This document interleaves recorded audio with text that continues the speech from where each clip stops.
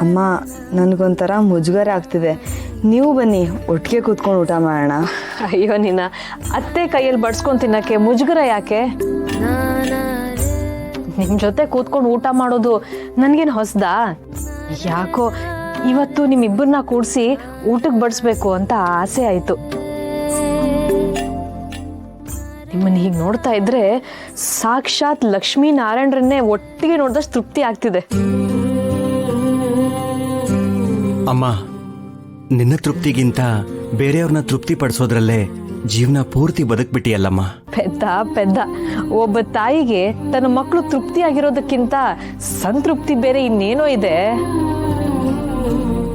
ಮಕ್ಕಳು ಬೇರೆ ತಾಯಿ ಬೇರೆ ಅಲ್ಲಪ್ಪ, ಅವಳ ದೇಹದ ಒಂದು ಭಾಗನೇ ಮಕ್ಕಳು.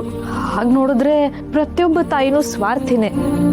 ಮಕ್ಕಳನ್ನ ಪ್ರೀತಿಸೋದು ಅಂದ್ರೆ ತನ್ನನ್ನು ತಾನೇ ಪ್ರೀತಿಸೋದು ಅಂತ ಅರ್ಥ. ಅಮ್ಮ, ನಿಮ್ಮ ಮಾತು ಎಷ್ಟು ಸತ್ಯ. ನೀವು ಬರೀ ತಾಯಿ ಅಲ್ಲ, ನಮ್ಮ ಪಾಲಿಗೆ ಎಷ್ಟು ಓದಿದ್ರೂ ಮುಗಿದೇ ಇರೋ ಅಮೂಲ್ಯವಾದ ಗ್ರಂಥ ನಾನಲ್ಲ ಸರಸ್ವತಿ, ನಿಮ್ಮ ಮಾವ. ಎಲ್ಲರನ್ನೂ ಮನಸಾರೆ ಪ್ರೀತಿಸ್ಬೇಕು. ಜೀವನದಲ್ಲಿ ಹಂಚಿದಷ್ಟು ವೃದ್ಧಿಯಾಗೋದು, ಸಂತೃಪ್ತಿ ಕೊಡೋದು ಎರಡೇ ವಿಷಯ. ಒಂದು ವಿದ್ಯೆ, ಮತ್ತೊಂದು ಪ್ರೀತಿ ಅಂತ ನನಗೆ ಹೇಳ್ಕೊಟ್ಟವ್ರೆ ಅವರು. ಸಂಸಾರದ ಜಂಜಾಟದಲ್ಲಿ ಬೇರೆಯವ್ರಿಗೆ ಹಂಚೋಷ್ಟು ವಿದ್ಯೆ ಕಲಿಯೋದಕ್ಕಂತೂ ನನಗಾಗ್ಲಿಲ್ಲ. ಅದಕ್ಕೆ ಪ್ರೀತಿ ಹಂಚ್ಕೊಂಡು ಬಂದೆ. ಅಮ್ಮ, ಎಷ್ಟು ಸರಳವಾಗಿ ಜೀವನದ ಸತ್ಯ ಹೇಳಿದೆ.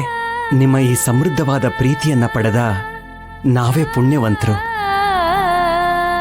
ಹೊಗಳಿದ್ ಸಾಕು. ಇವತ್ತು ಹಾಲ್ ನೊರೆ ತರ ಬೆಳ್ದಿಂಗ್ಳು ಹರಡ್ಕೊಂಡಿದೆ.